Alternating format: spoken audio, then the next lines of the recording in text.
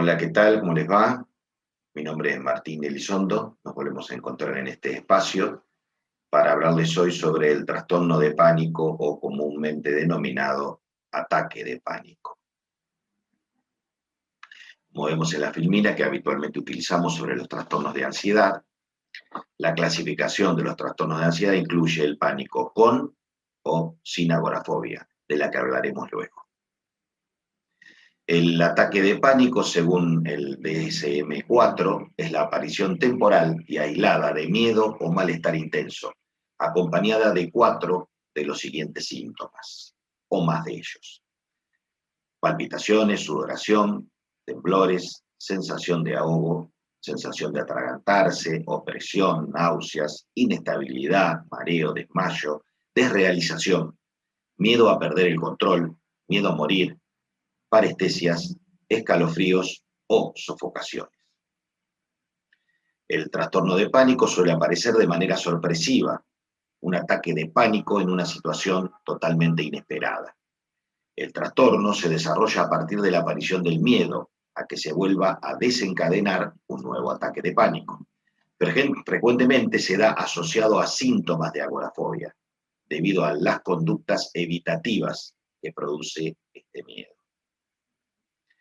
¿Qué está sucediendo cuando tenemos un ataque de pánico? Fundamentalmente se da por la activación del centro del miedo en el cerebro, amígdala, sin causa aparente y en momentos objetivamente no amenazantes.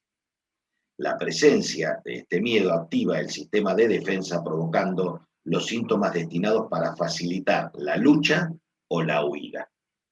La persona no comprende lo que le está sucediendo, transformando la vivencia en un suceso traumático. Se caracteriza por la presencia de ataques de pánico durante al menos un mes, más una preocupación persistente por la aparición de una nueva crisis. ¿Por qué se produce? Por situaciones estresantes, esto es, estresores. Pueden tener que ver, entre otras cosas, con duelos, estrés laboral o una situación difícil de vida, más la predisposición genética cercana al 30% de la población aproximadamente. Vemos también la curva de ansiedad, medida desde el nivel de ansiedad y el tiempo. Hiperventilación. Este es uno de los síntomas fundamentales de los ataques. Se refiere a la aceleración del ritmo respiratorio que produce un aumento del oxígeno en el organismo, lo que precipita los síntomas del ataque de pánico. Los ejercicios de relajación ayudan a la persona a restablecer el equilibrio y ello permite que la persona se tranquilice y desaparezcan los síntomas. Ansiedad anticipatoria e hipervigilancia.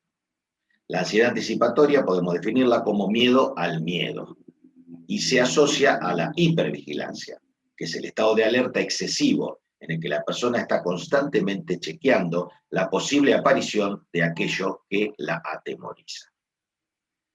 Entre las conductas asociadas encontramos la evitación y el reaseguro.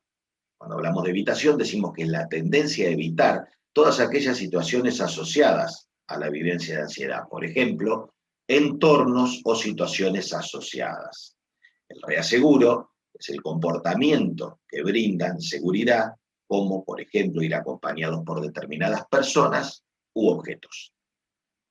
Como decíamos anteriormente, suele venir acompañado de agorafobia, esto es, los temores agorafóbicos suelen estar relacionados con un conjunto de situaciones características, entre las que podemos incluir estar solo fuera de casa, encontrarse en lugares o situaciones donde escapar puede resultar difícil, mezclarse con la gente, en una fila, por ejemplo, pasar por un puente, viajar en autobús, tren o automóvil, no disponer de ayuda en el caso de aparecer una crisis de angustia inesperada o bien síntomas similares.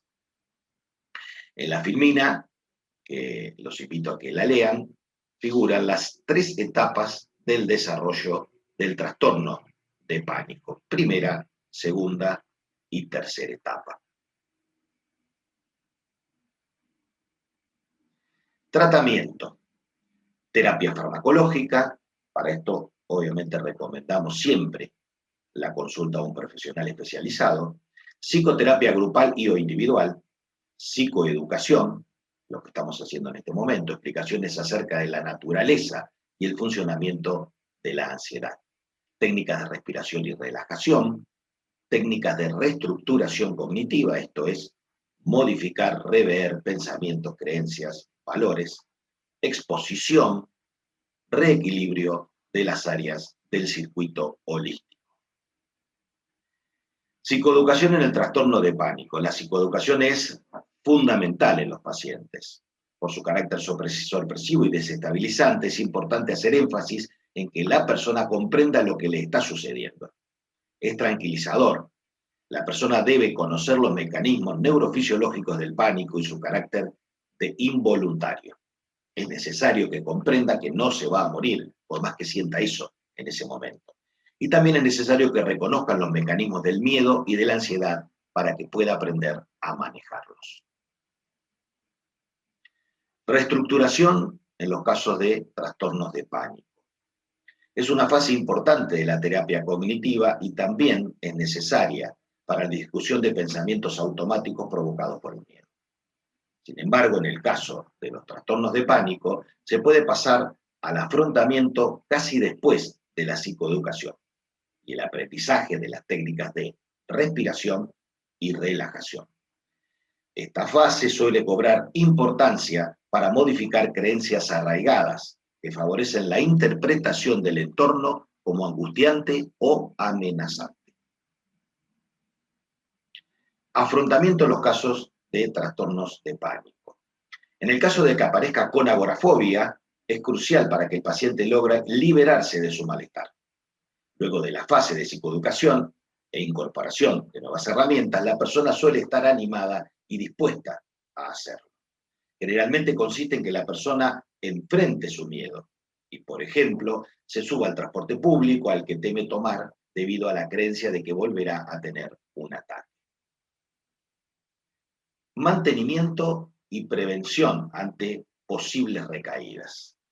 Habitualmente consiste en fortalecer el aprendizaje de las herramientas enumeradas y hacer hincapié en el equilibrio del circuito holístico, sabiendo que al cuidar cada una de las áreas se fortalece el yo y se previenen desequilibrios a futuro. Muchas gracias, espero que estén muy bien y nos estaremos viendo en una próxima psicoeducación.